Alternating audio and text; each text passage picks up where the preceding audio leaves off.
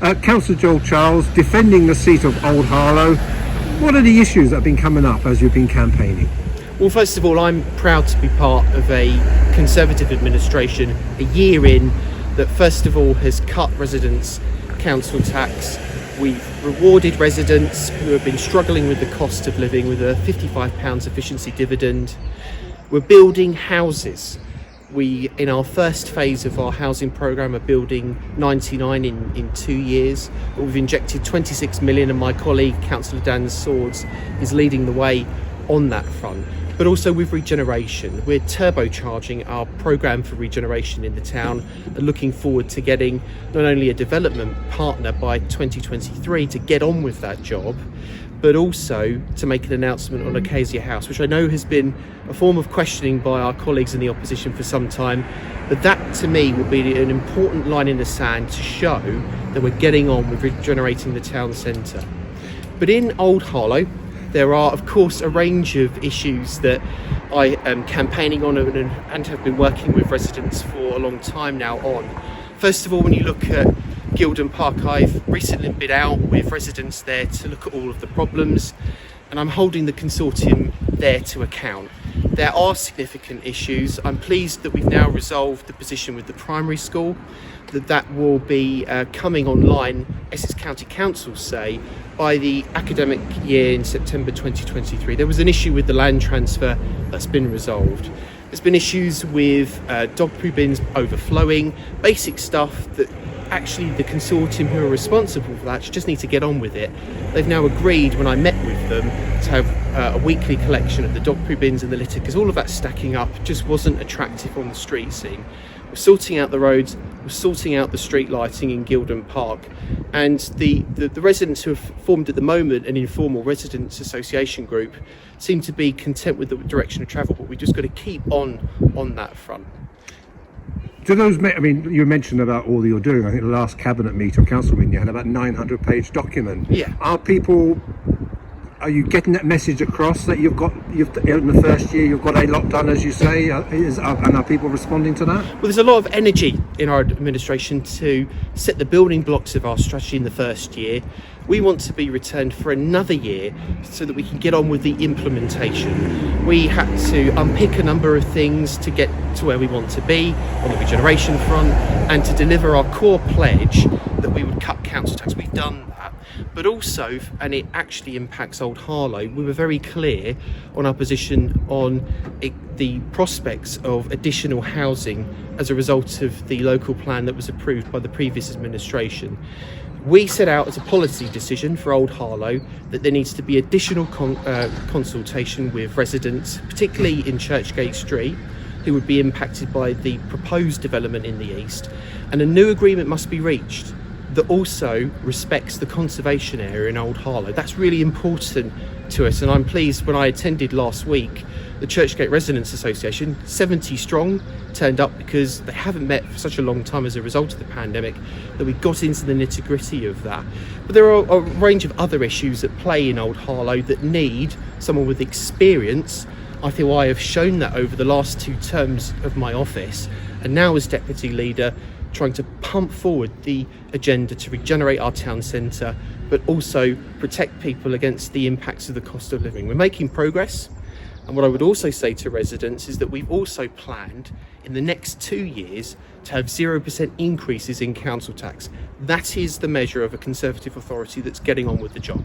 Okay, so you've mentioned what's going on locally in the ward. You've mentioned what's going on in the town. As we speak here on a Tuesday evening, your Prime Minister, Boris Johnson, is up in Parliament defending, clarifying his position. Are you concerned that what's been going on there could impact on your chances of getting your seat or retaining the council, and B, has it come up at all on the doorsteps in Old Harlow ward?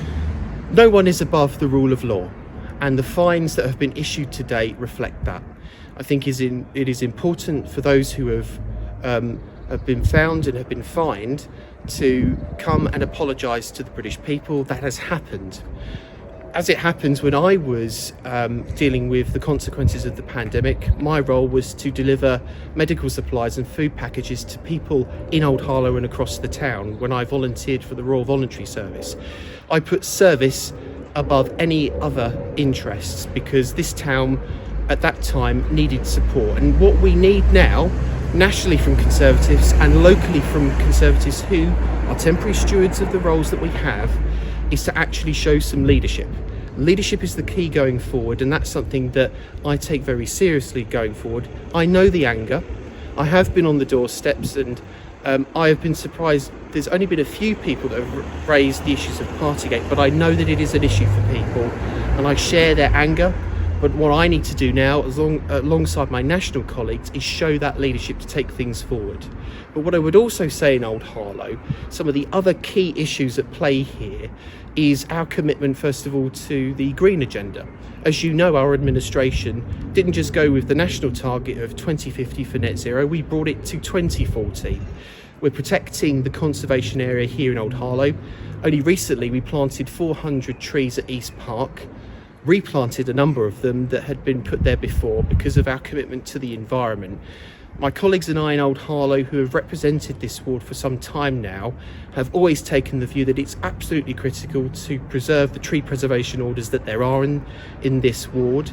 And that's our commitment to the green agenda, which is absolutely fundamental, I think, in this election campaign, because it shows that not just on regeneration, not just tackling the cost of living, we're also sensitive to the village community that we have in Old Harlow. That to me is critical. You mentioned a green agenda. Do you welcome having a Green Party candidate fighting the ward? Of course, I welcome any candidate standing for election. I think that adds a richness to democracy. And actually, something else I would say to you, Michael, I have reflected over the last year since I've been in the role that I have. And I have enjoyed the work that I've done on a cross-party basis with colleagues who don't share my politics but want to work in the best interests of the town. And actually we've done some great things together, and we should always remember in local politics that we're not in Westminster, we're not here to do Punch and Judy, we're here to get on with the job.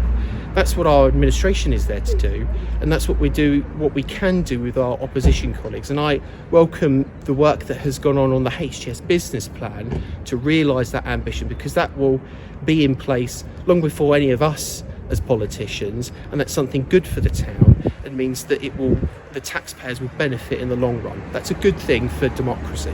And finally, your ward is not necessarily getting bigger, expanding, but we've been now as you just as a councillor in Old Harlow for 8 years. Will this end up as being 2 wards, or what will happen? Because it gets a busier and busier and busier ward, isn't it? Our casework that we manage is ever increasing. I think one of the other key issues, just to say, is health provision in Old Harlow. There has been a scheme to build 4 additional consultation rooms at Jenner House. What I'm encouraged by, working again with my colleagues, there may be a wider plan that we can work with the medical practice and the West Essex CCG to do something different because of the amount of people trying to get appointments at Jenner House. I know that issue is replicated across the town, but it's an acute problem because of the number of houses occupied now in Old Harlow as a result of the expansion that there has been with the existing developments that have been approved. But look, from my point of view, this is Old Harlow. I was born and bred in this part of the town. I went to Forbert and Barnard School. I went to Mark Hall School. This is where my life is. These people, I understand them and I want to fight for them. I've always wanted to fight for them, and it's a privilege to be a councillor in this ward.